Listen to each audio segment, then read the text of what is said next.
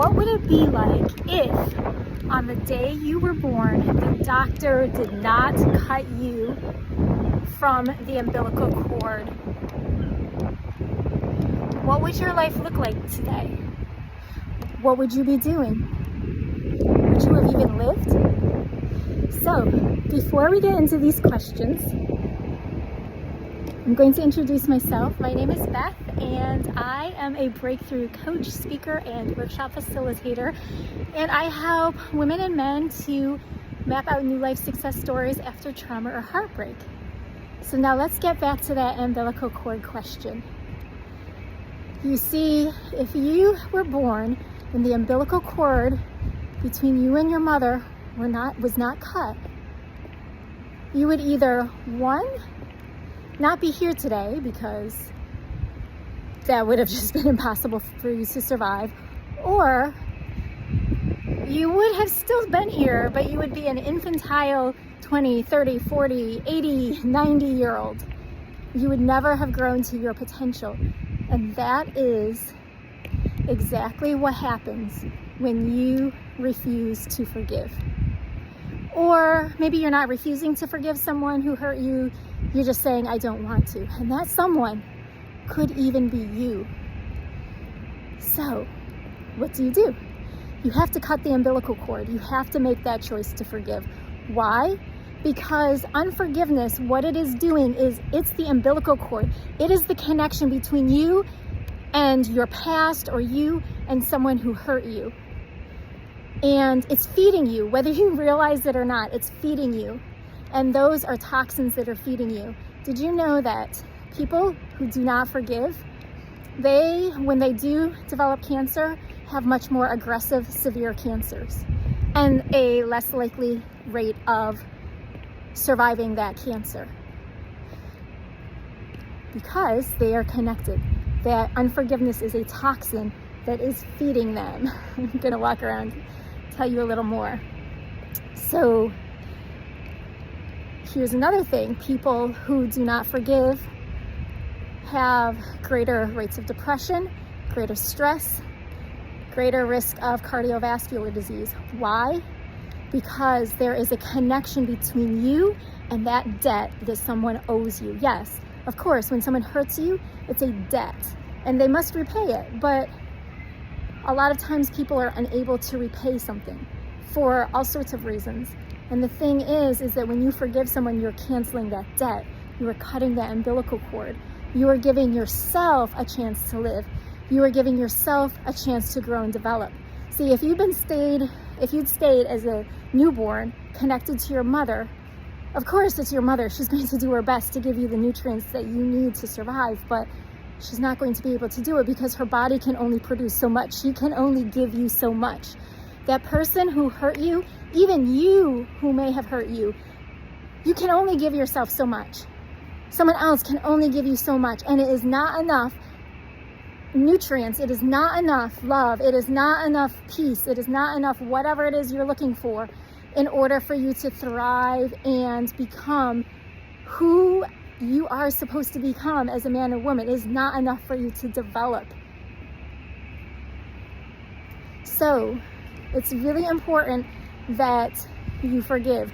Forgiveness, it's for you. It cuts you and separates you from that person and that specific instance or those moments of pain.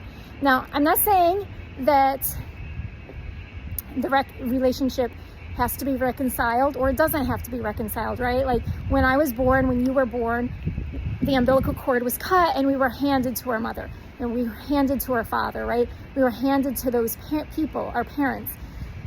You may not necessarily want to hand your life back over to the person who hurt you, right? And if you do choose to, well, there are things that I teach as a breakthrough coach, as a speaker, on how to put things in place, how to make decisions after choosing to forgive someone so that you are able to continue to grow and you have that healthy relationship should you choose to reconcile it. And here's something else I want to just put out there. Our emotions, your emotions, my emotions. See, if you're angry, it doesn't necessarily mean you have not forgiven. And if you don't think about whatever it was that hurt you, or you just in general feel happy, that doesn't mean you have forgiven. So here is something that you want to just take note of, pay attention to, be mindful of when you're talking to yourself, like about yourself, or you're talking to others about yourself, or you're just like in general conversations, right? I'll give you an example. So growing up, I saw some things I didn't like between my father's mother and my mother. And one time as an adult, I caught myself saying to someone, I hope my future husband's mother's dead because I don't want to deal with that shit. Now, in general, did I feel happy? Yeah, I was living my best life, but I wasn't. At that moment, I realized I had a problem. My problem was that I was in unforgiveness with someone and I didn't even realize it. You see, I was connected, the umbilical cord was still connected to my past. I was still being fed by how I saw my late grandmother speak and act towards my mother. I was still connected to that, to the point that had I been with my future husband, I would have probably ruined a relationship with his mother, with my future mother-in-law. Why? Because I was being fed by the idea that a mother-in-law would be just a real pisser to have in life. And it's not true.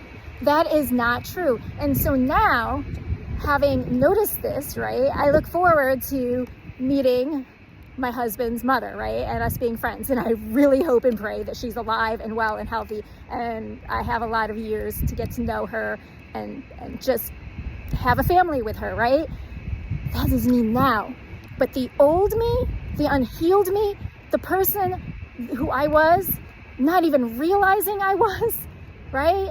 I didn't go around feeling angry every day about things I had witnessed in my childhood. It wasn't something that was really top of brain, but it was feeding me. I had not forgiven my grandmother so that I myself can move on when I become married to have like the full relationship that I could possibly have, right? So this is why forgiveness is so important. It is vital to your life. The unforgiveness is going to feed you. It's going to feed you with lies and all sorts of ideas that honestly, when you say them out loud, you're going to just find really embarrassing. But forgive yourself for it. It is what it is, and you want to release it and make the next steps. Make the decisions, start making decisions that are going to serve you, protect you, and keep you so that you have a very healthy and happy and loving relationship with yourself and with others. And so that's how I can help you. I can help you either by coaching. You can invite me to your organization, your church, or your school, and I can do some workshops, facilitate some workshops for those in your organization. Or you can just invite me to speak, right? And I can really help people to understand this whole forgiveness thing, which can be really complicated, which we can hold on to, which we can be afraid of. Because here's the thing, when we are in unforgiveness, what we're really doing is we're making someone else responsible for our lives, and we're not fully taking responsibility for ourselves. We may think we are, but we're not. So I also have, for everyone and anyone who would like it, on Amazon, my 20-day forgiveness journal. It has been told to me by someone who used it that it was better than 20 years of, not 20 years of therapy, 5 years of therapy. 20-day forgiveness journal. I was told it's better than 5 years of therapy. So check that out. Type in, if you go to Amazon, type in 20-day forgiveness journal, my name, Beth Brown, and it should pop right up. It's pink. And you can get started right away, as well as you can reach out to me right away and we can set something up. So I look forward to hearing from you how this video served you, what new thoughts you have as a result of thinking of forgiveness from this perspective. And until next time,